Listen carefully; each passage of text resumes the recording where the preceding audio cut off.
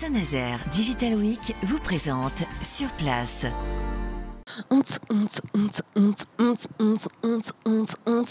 On va kiffer, toi et moi, la musique, vas-y, allez.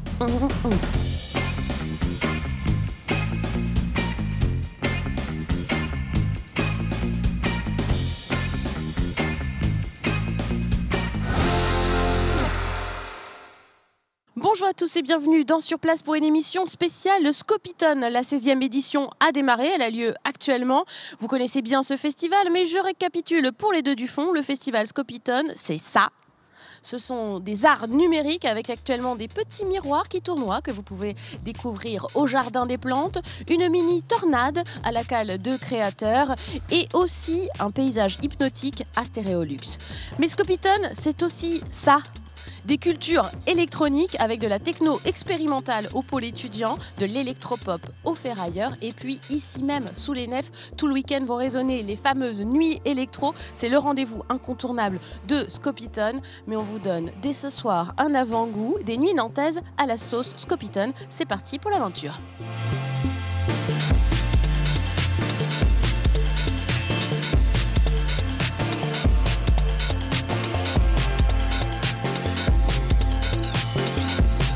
Nous sommes avec Jean-Michel Dupas. Bonjour, bonsoir même. Bonsoir, on peut dire ça comme ça. C'est ça. Ouais. Programmateur musical de Scopitone, en face du pôle étudiant où va démarrer bientôt le concert du VB76. Alors Scopitone, festival des cultures électroniques, mais et pas des arts que. numériques. Et des arts numériques, bien sûr, on en reparlera, mais là on parle plus de musique.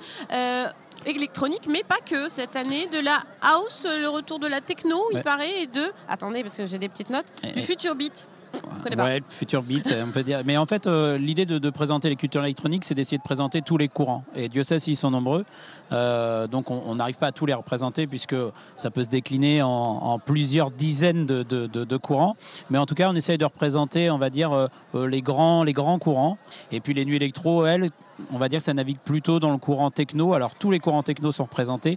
Ça va de l'ambiante au future beats, dont vous parliez tout à l'heure.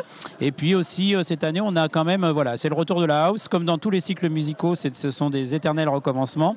Donc, on avait une petite disparition de la techno, elle revient en force. Et puis, la house aussi, voilà, fait de nouveau son apparition.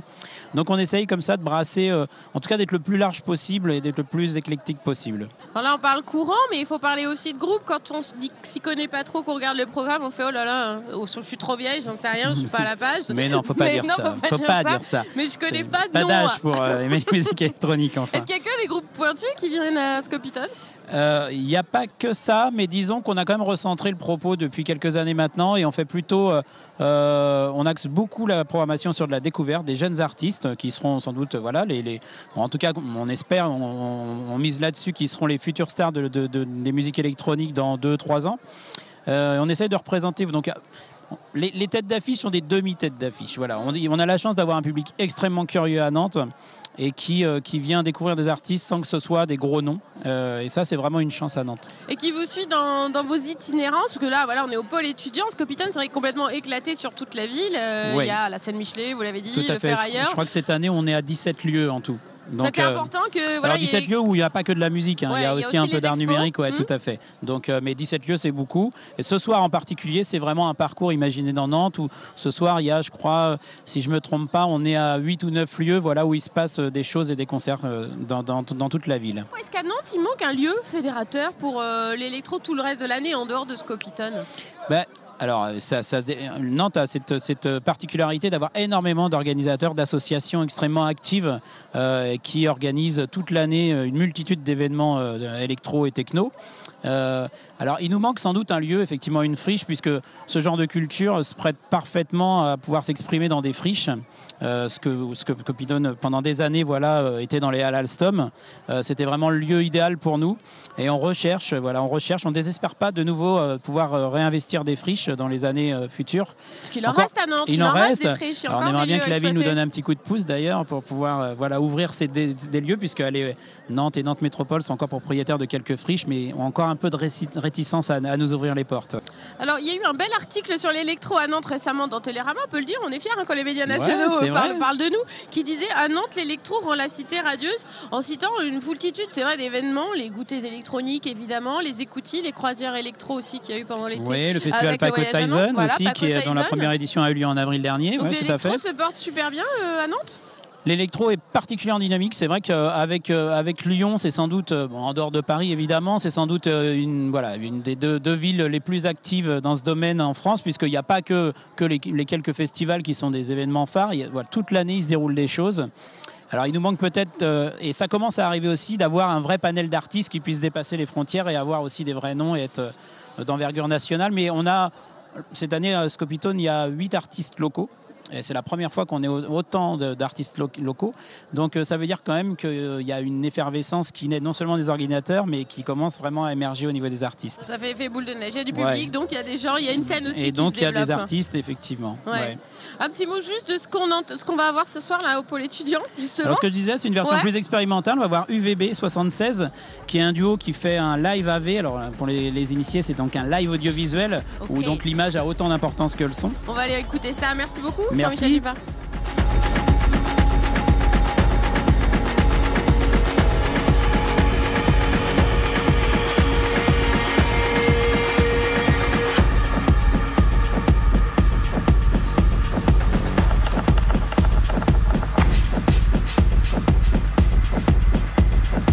Pour l'instant, la musique, là, ça vous plaît? C'est tout nouveau pour moi, en fait, ce genre de musique, parce que je suis vraiment plus soirée house et tout ça, donc je connais pas trop le style de musique et tout ça, donc je vais voir. Bon, et vous alors, ça vous plaît pour l'instant ce qu'on entend? Je suis un peu dans le trip house aussi, mais ça fait plusieurs années que je viens, et bon là c'est un peu mieux que tout à l'heure, franchement.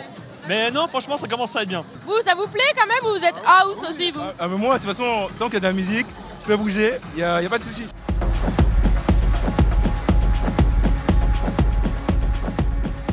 Bilan d'étape de notre immersion au festival Scopitone. Petit 1, il commence à pleuvoir, c'est pas une bonne nouvelle ça. Petit 2, vous voyez, il y a plus de monde dehors que dedans.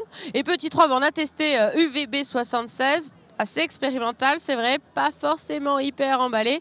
Mais on ne renonce pas, on continue, on poursuit notre soirée au Ferrailleur. On va voir French 79. C'est parti!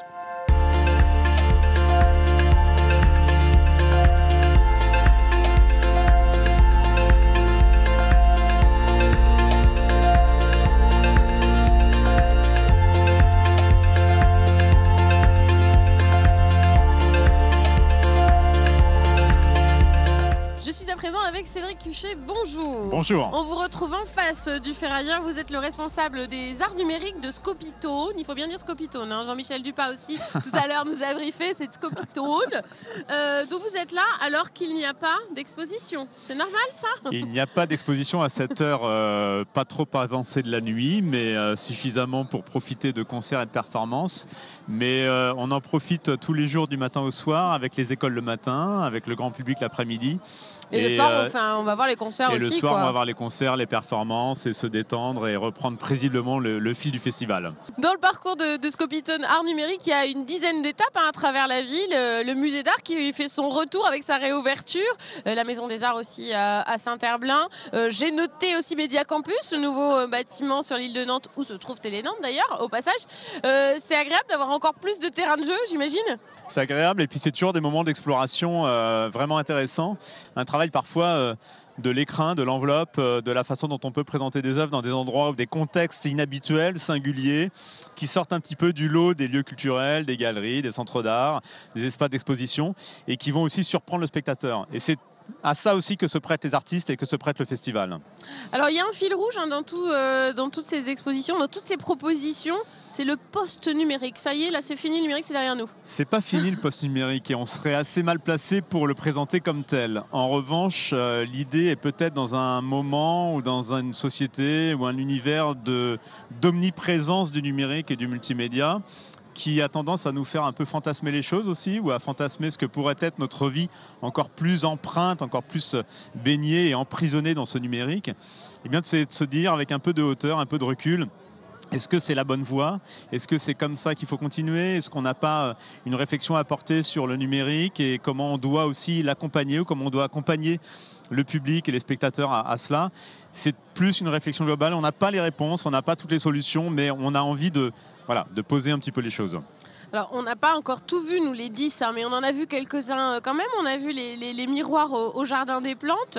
On a vu aussi une mini tornade à la Cale de Créateurs, où là, pour le coup, il n'y a pas forcément de numérique dans ces œuvres-là. Eh ben, c'est justement l'une des démarches qu'entreprend le festival depuis quelques années, mais qui suit des courants artistiques très forts aujourd'hui. La façon dont la technique ou la technologie s'efface un peu au profit de la démarche artistique ou du discours ou de l'intention. Ce n'est plus le prétexte à créer, ça devient un outil ou un moyen. Et le numérique derrière ces pièces-là est une technique qui est pas absente, mais très très en retrait. On donne la place à l'organique, au naturel, à des lois physiques, à des phénomènes qu'on maîtrise plus ou moins, mais avec on un laisse écho la place à l'art. particulier quand même avec cette proposition à la Cale des Créateurs qui reproduit une tornade. Alors cette tornade, cette pièce d'Alistair McLamon nous tenait vraiment à cœur. Il faut bien comprendre que c'est une sélection qui a été faite il y a longtemps et qui fait écho à des événements assez dramatiques aujourd'hui chez nos cousins d'outre-Atlantique. Mais on ne peut pas maîtriser, la nature reprend le dessus. Les lois physiques, les lois de la nature ne sont pas complètement modélisables, prévisibles. La faillibilité, l'imprévisibilité sont des sujets qui intéressent vraiment les artistes.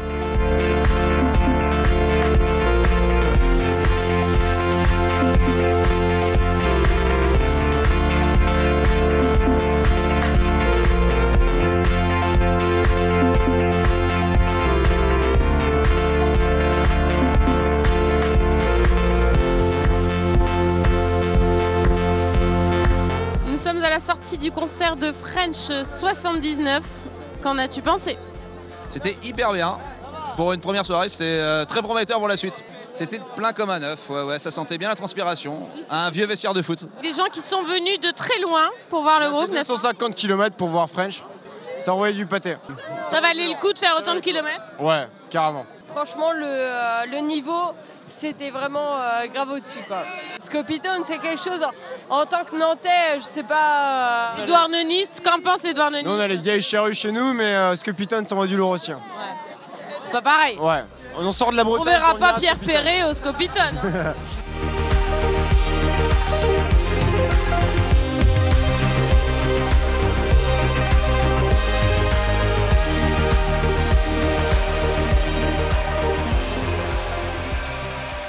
On a testé le concert au Ferrailleur et c'est approuvé. French 79, c'était une sacrée ambiance. Si vous voulez profiter des concerts, il y a encore les nuits électro qui vont avoir lieu tout le week-end et aussi les expos des arts numériques qui sont visibles en 10 lieux différents de la ville. Et c'est gratuit pour les expos, n'hésitez pas à en profiter. Excellente soirée sur Télé Nantes, bonne nuit à tous, à très bientôt.